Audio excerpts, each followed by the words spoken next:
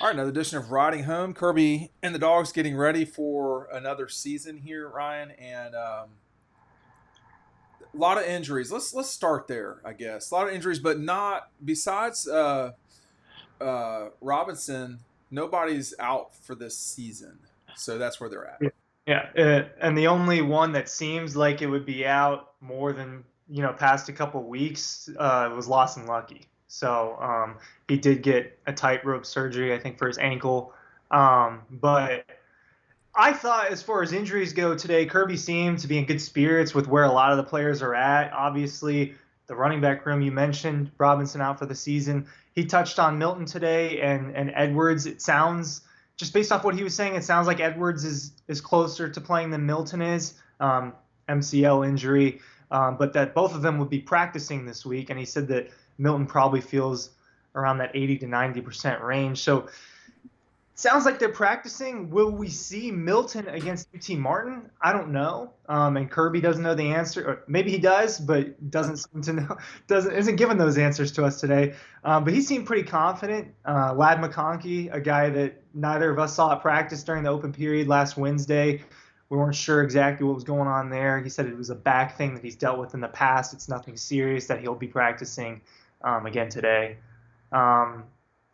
Defensive back, he said David Daniel was dealing with turf toe, that he was going to be fine, and that Kamari Lassiter, at this point, that black non-contact jersey is more of a precaution than anything else. So he should be practicing in full, if not close to it, this week. Am I missing anybody? Well, I mean, maybe we shouldn't have started with injuries. I mean, there's just so much, Yeah. that running back is an area where, I mean, Kirby, I think I don't remember the exact quote he said. Something about here it is. I feel good about the backs we have. I feel good about the backs we have. I'd feel a lot better if DeJon and Kendall were 100%. We'll see where they are today. So we'll just see. I mean, I don't think like the bulk of the questions for a while were about injuries. We don't know what's going to happen with place kicking yet. So there's still some spots. One thing that Kirby pointed out, I think, during this entire thing, and I think it's important, is he was saying, we, and it's kind of coach speak for sure, but he was saying, hey, we've got competition every single week for starting jobs. And if you think about it, the proof is in the pudding, whether you're talking about Stetson is the most obvious example of that, Ryan. Yeah, I think you could look at the offensive lines the last couple of years. They're not afraid to rotate that. You better believe that practice has something to do with that. I'm trying to think of players that all of a sudden got a little bit more time. Well, let me just say, so George, so not to speak over you, we have very sensitive listeners sometimes. Not all of y'all. Jordan Davis is certainly one, a guy who moved up the depth chart, to be sure. So there's examples. It's not always just quarterback. Let me throw this in here real quick. We're running out of time. We're running out of magazines. Order this today, Dogpost, and you're going to get our 20. The link is right down below with our EkoPoly link. But make sure you're ordering your subscription to Dogpost today. With that, you'll get our 2023 preview. These are going away. We just don't have that many left. So they'll be gone by the end of the week, which I was suspecting would happen. In addition, you're going to get a free t-shirt from our friends at Red Zone. Also, you are going to get 20% off of any item in their store. You can use that or not. It's a lot easier. You get the magazine and the shirt and the item quicker when you take advantage of that, but you got 30 days to order that. If you've ordered Double Dogs in the past, I'm going to give you a month for free. So I used to say all of September, but it's going to probably at this stage be October. Ryan, what are you expecting here as we get to this season opener? I mean, what's it been since the spring game? That doesn't really count. What was Georgia's last home game? Tech? That Tech in November. Yeah, Tech. So it's been some time now. It'll be warm. I don't know if it'll be hot. But your kind of global thoughts as it relates to, what this season opener will be like. Georgia's going to win this game, but what are you expecting from the crowd and so forth? I think it's going to be a crowd that's really eager to watch them play. They're probably going to be happy. Expect some fourth quarter lights later on, right? Yeah. At that point, it will be dark, I think. If you do the math, It should be dark by the time the fourth quarter rolls around. So the people who have been needing that for so long are going to get that on Friday. I think it'll be a good atmosphere. Something that's been discussed a couple times in the last couple weeks. Will there be some sort of thing that they do for Devin Willock? Obviously, they did something at G-Day. I don't expect that to be done.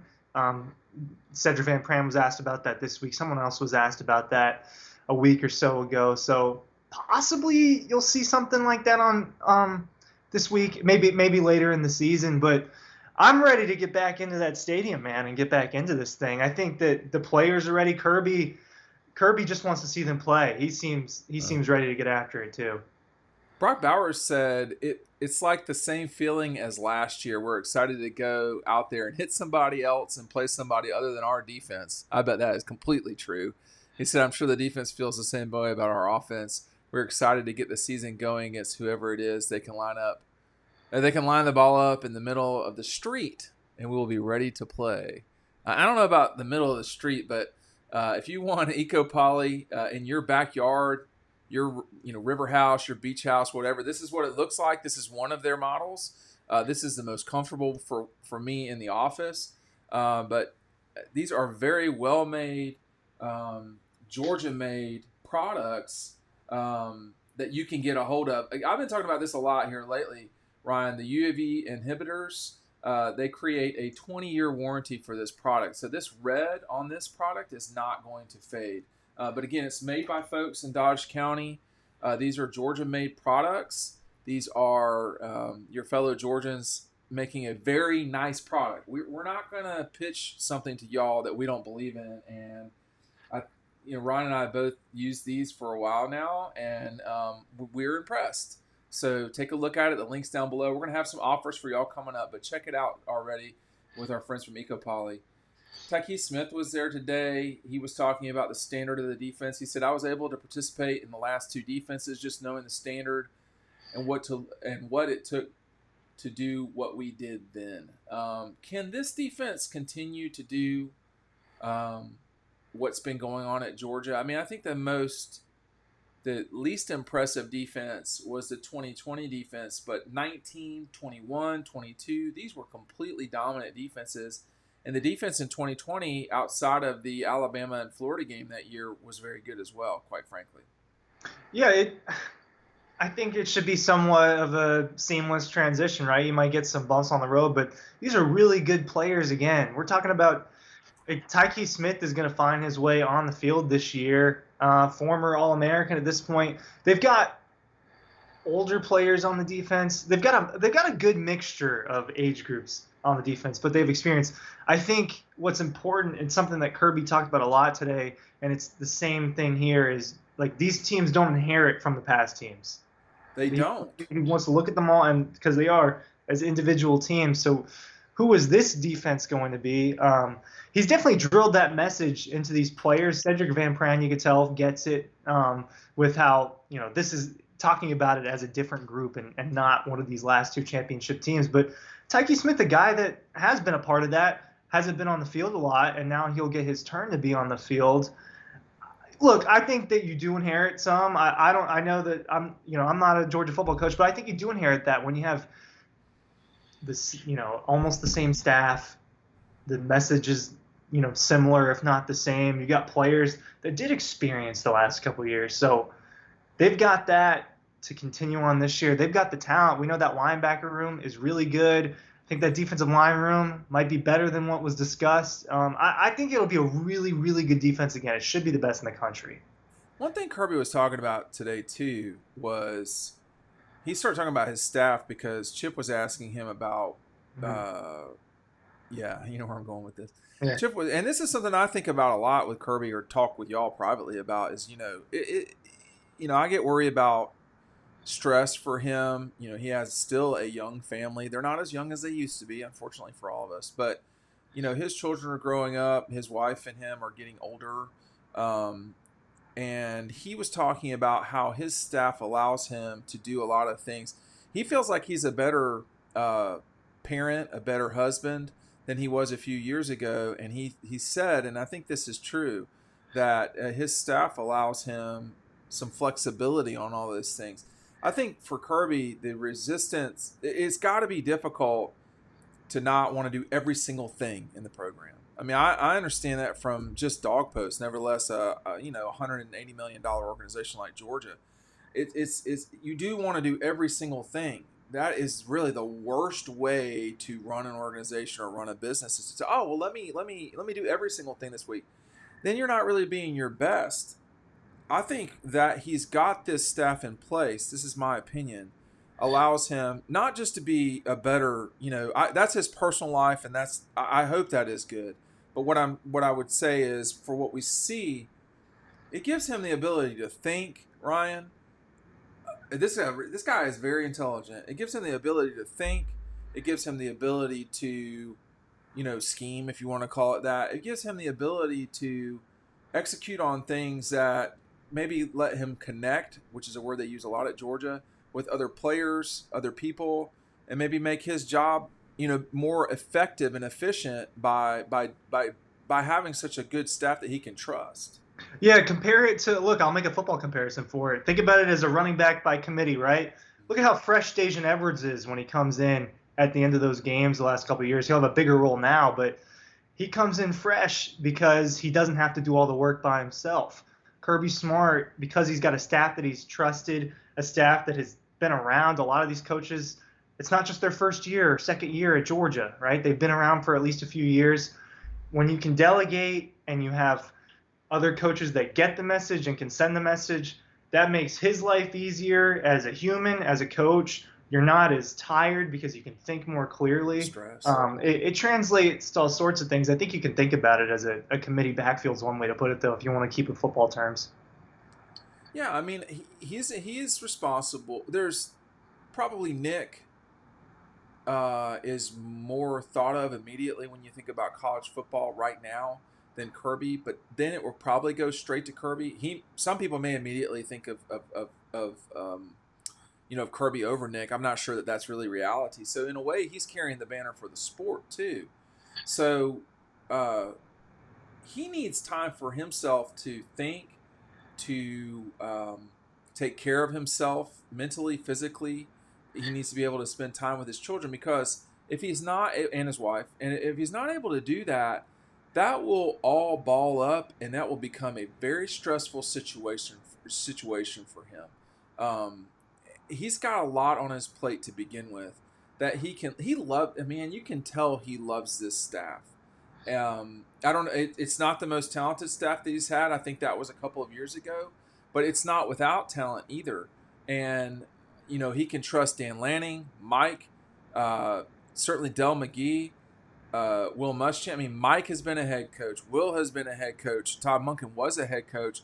Glenn Schumann will be a head coach. Del McGee will probably be a head coach. I'm not so certain that Todd Hartley won't be a head coach one of these days. So there's a lot of people and men he can trust, and that's just the coaches. Nevertheless, the support staff, Ryan, that it gives him the ability to do a lot of things, to think, to even look at I guess more film if you can look more film than he does. I think it's an important part of Georgia's situation going into the season.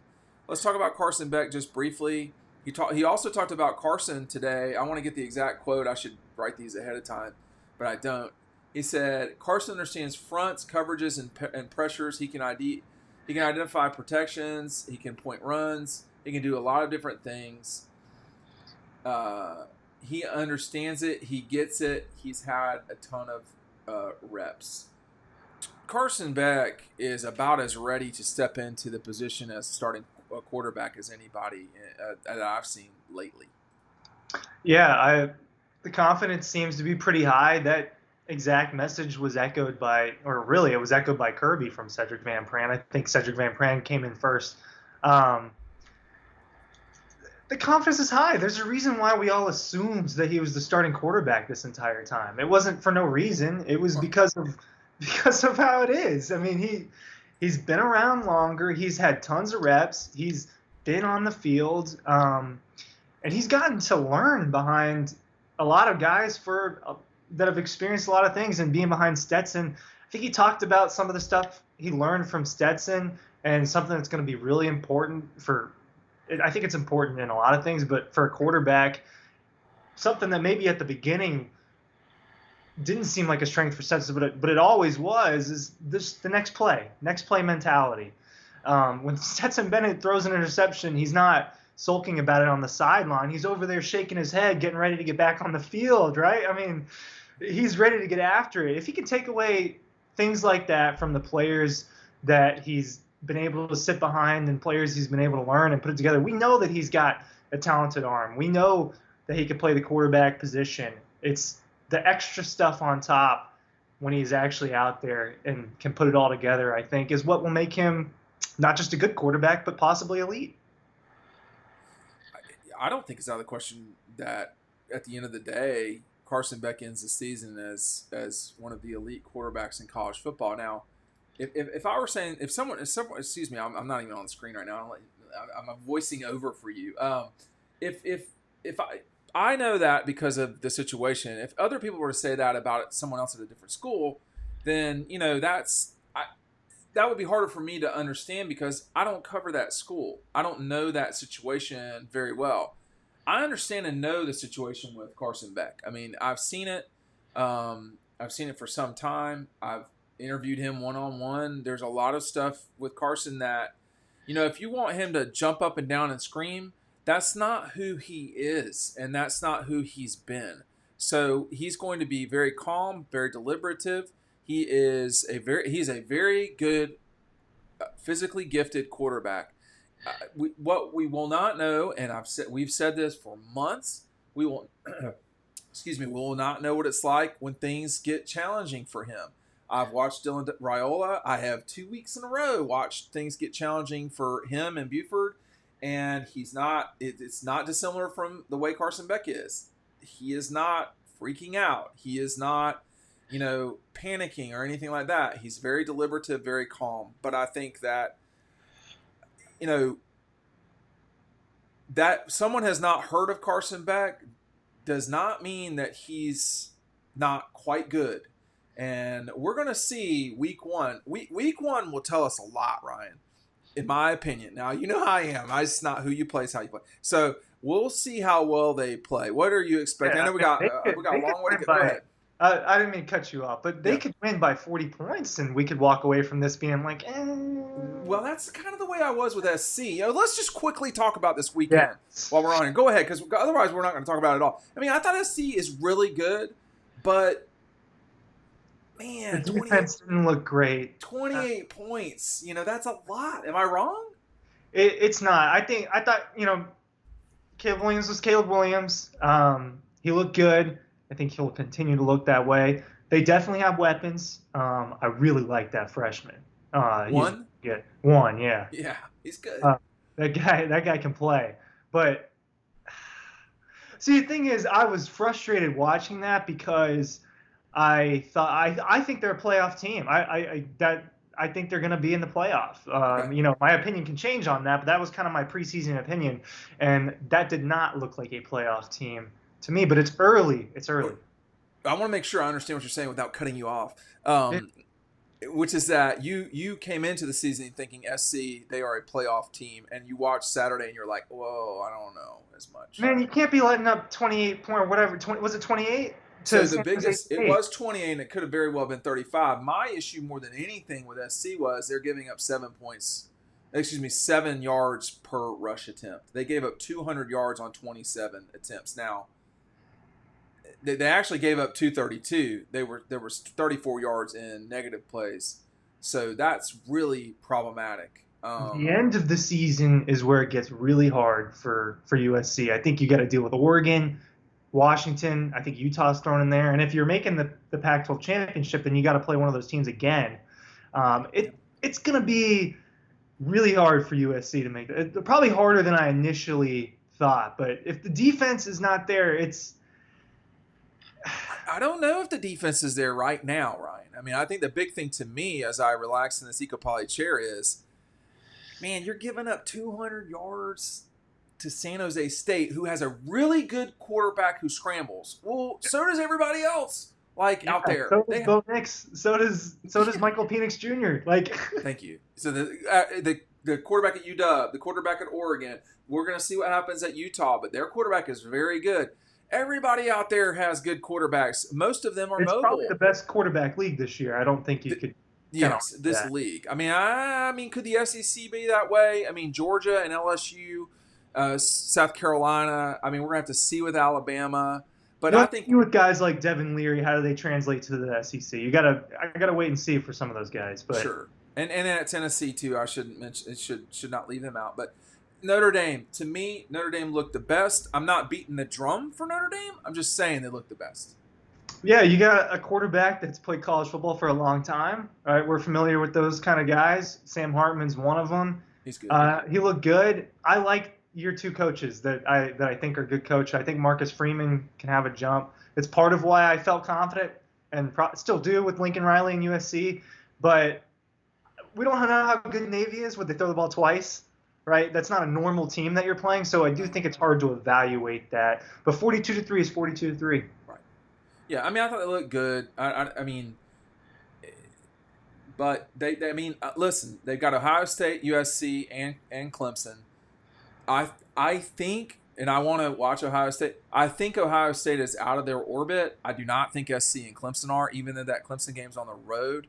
They have not beaten Clemson down there. That they may have only played them once down there. But anyway, I think that's right. But that's going to be a challenging game down at Clemson. The SC game is in South Bend, as is Ohio State. I think if you're Notre Dame, it could come down to, can you beat SC and Clemson and hope that Clemson's good. But Clemson's only a 12-point favorite on the road against Duke. What is that? All right, you know what? Just hold that thought. We're going to talk about this a little bit more later this week. Thanks for watching Riding Home on Dogpost. We'll see you on the next video.